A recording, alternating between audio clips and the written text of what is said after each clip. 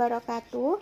Saya Aisyah Al-Fatihah. Di sini saya akan menjelaskan tentang kehamilan ektopik terganggu. Kehamilan ektopik terganggu adalah kondisi kehamilan yang berada di luar kandungan, di mana yang seharusnya implantasi berada di dalam endometrium atau uterus, sekarang dalam kasus ini letaknya berada di luar uterus. Jika di dalam implantasi pecah, ini yang sangat membahayakan ibu hamil. Kita ke etiologi.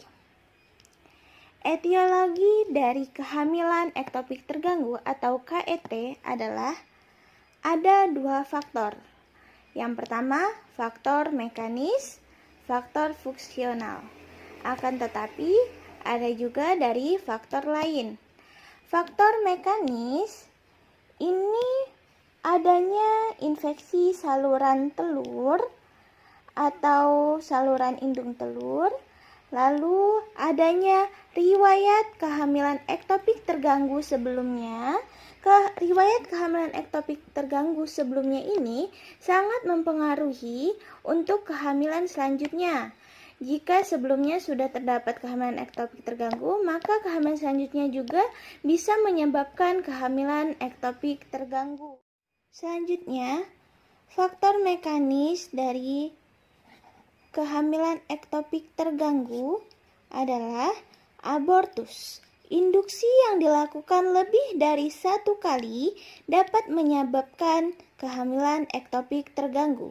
Dan yang terakhir dari faktor mekanis adalah adanya tumor di dalam rahim ibu. Selanjutnya, penyebab kehamilan ektopik terganggu juga adanya faktor fungsional.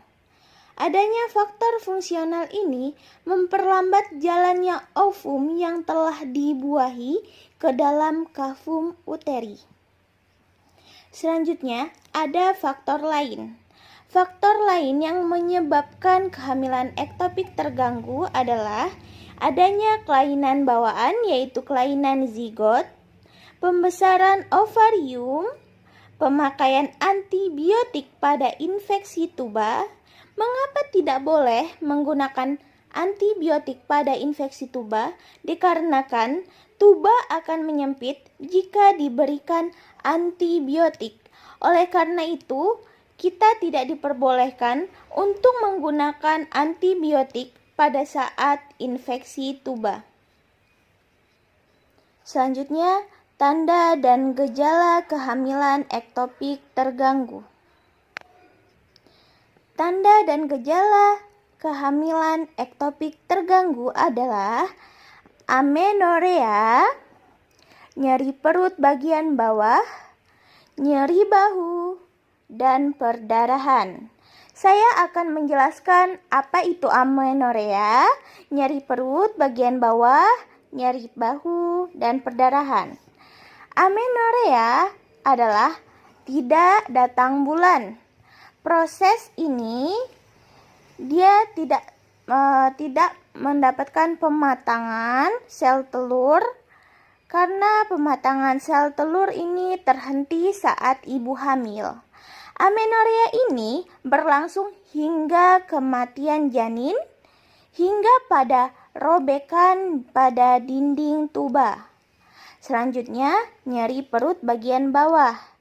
Lalu adanya perdarahan. Perdarahan ini disebabkan oleh kematian janin. Jadi, kematian janin ini menyebabkan perdarahan yang cukup banyak. Darah yang keluar tentu punya cirinya tersendiri, yaitu berwarna coklat hingga kehitaman. Selanjutnya, terdapat nyeri bahu. Nyeri bahu ini karena perdarahan di dalam rongga perut yang dapat merangsang diafragma, dan apabila darah itu menggumpal, maka ini menyebabkan nyeri yang terjadi pada kehamilan hingga kehitaman. Selanjutnya terdapat nyeri bahu. Nyeri bahu ini karena perdarahan di dalam rongga perut yang dapat merangsang diafragma, dan apabila darah itu menggumpal, maka ini menyebabkan nyeri yang terjadi pada kehamilan. Adalah diagnosis. Untuk menegakkan diagnosis, kita bisa melakukan pemeriksaan laboratorium, pemeriksaan ginekologi, tes kehamilan, pemeriksaan umum, anamnesis pasien, USG, laparoskopi, kuldosintesis.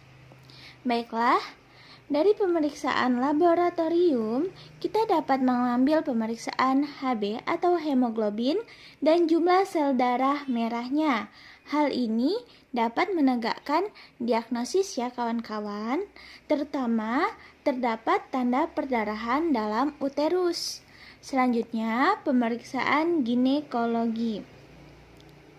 Dari pemeriksaan ginekologi ini, kita bisa mengetahui apakah ibu terdapat nyeri serviks atau tidak. Selanjutnya, kita ke tes kehamilan. Dari tes kehamilan ini, untuk mengetahui apakah dia kehamilan ektopik terganggu atau tidak, tes kehamilannya tentu positif ya kawan-kawan. Makanya, dia bisa menegakkan diagnosis dari KET atau kehamilan ektopik terganggu. Selanjutnya adalah pemeriksaan umum. Dari pemeriksaan umum ini kita bisa melihat ibunya, apakah ibunya nampak sakit, apakah terdapat tanda-tanda syok pada ibunya atau tidak, apakah terdapat nyeri tekan pada ibu atau tidak. Selanjutnya kita ke anamnesis. Dari anamnesis ini kita bisa bertanya kepada ibu, apakah menstruasinya terlambat atau tidak, apakah terdapat nyeri perut atau tidak. Nyeri perut ini khusus pada bagian bawah ya teman-teman. Selanjutnya adalah USG. Dari USG ini kita dapat memeriksa dengan adanya temuan kantung gestrasi dalam uterus dan terdapat denyut jantung janin atau DJJ. Selanjutnya adalah kuldosintesis. Kuldosintesis merupakan suatu pemeriksaan apakah di dalam kafum Douglas terdapat perdarahan atau tidak. Selanjutnya yang terakhir adalah laparoskopi. Jadi, dengan semua ini dapat menegakkan diagnosis dari kehamilan ektopik terganggu. Sekian dari saya, kurang dan lebihnya saya mohon maaf. Billahi taufiq wal hidayah. Wassalamualaikum warahmatullahi wabarakatuh. Terima kasih.